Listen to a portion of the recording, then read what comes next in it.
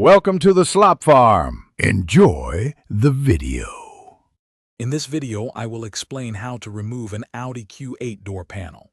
First, let's prepare.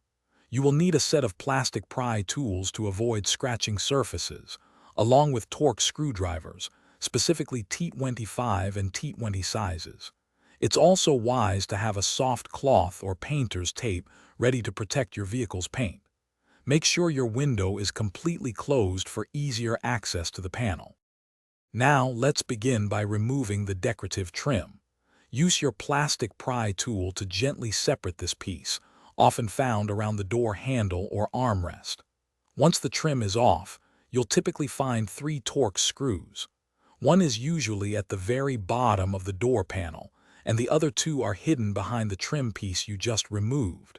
Carefully unscrew these fasteners. With the screws removed, it's time to detach the main panel. Begin at the bottom edge, gently prying the panel away from the door frame to release the plastic clips.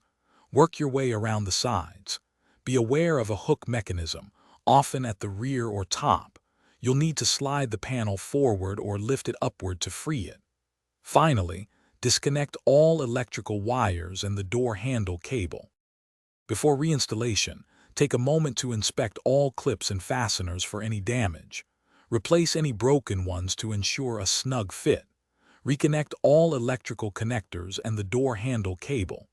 Carefully align the door panel with its mounting points, ensuring the top hook engages correctly. Then, firmly press around the edges to snap all the clips back into place, working from top to bottom.